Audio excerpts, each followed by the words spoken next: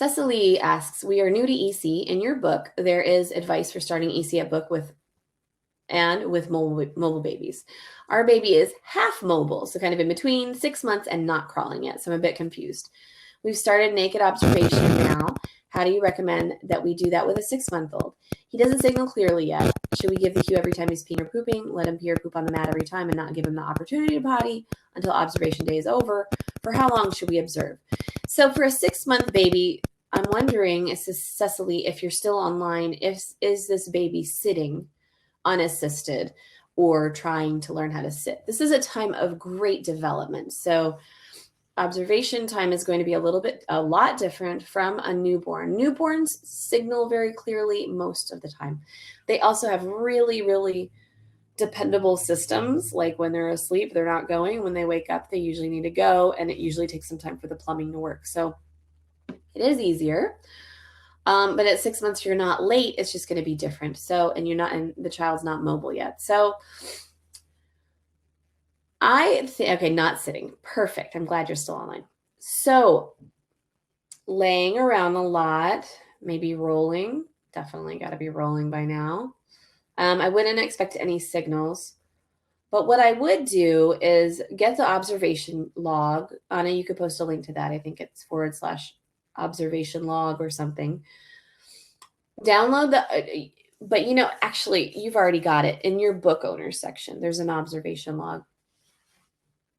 What I want you to do is download the observation log, and I want you to complement my book with the Getting EC Back on Track podcast, which Anna linked to, that first link there.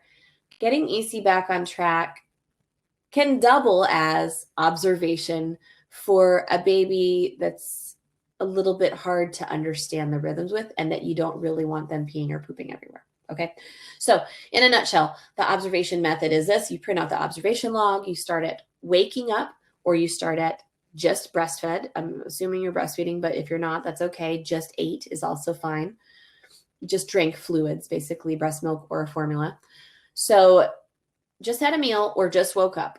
From that time, and you're going to dress the child in cloth back up. You can use my Time Trainers training pants. Super easy to be able to see, and they won't, at that age, they won't soak everything very quickly. I don't think I have anything handy.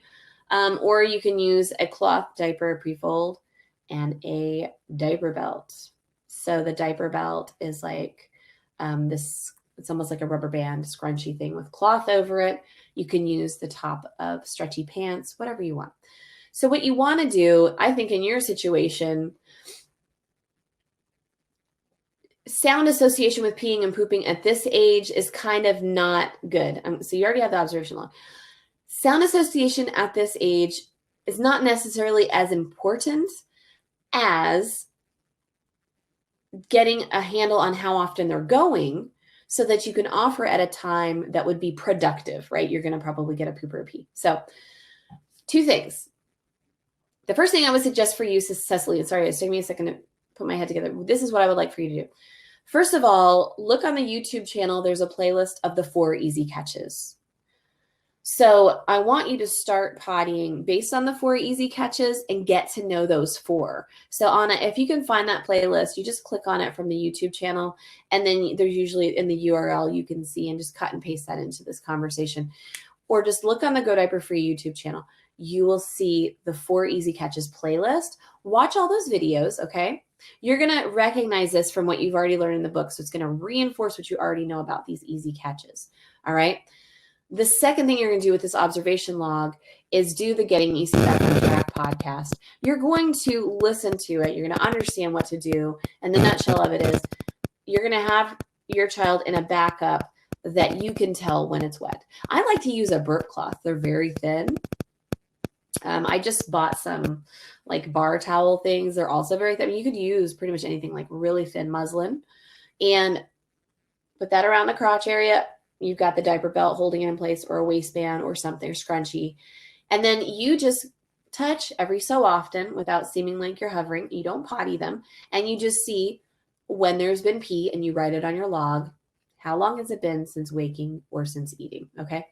That will give you an idea. Do that for, I would do that for a few hours to start. If you have all day, do it all day. It could be exhausting though. Maybe do like a 4-hour chunk and see if you notice any patterns. We're looking for, okay, is it every 5 minutes? Probably not. Is it every 10 minutes after eating? Is it every 20 minutes? I would assume it'd probably be between 20 and 30 minutes at this point. Then, in addition to the 4 easy catches, what you're going to do is integrate what you know about your child now, their natural timing. 4 easy catches includes transition times. It includes transition times when it's convenient for you to take them. When we know babies usually hold it in the baby carrier, take them out, you potty them, right?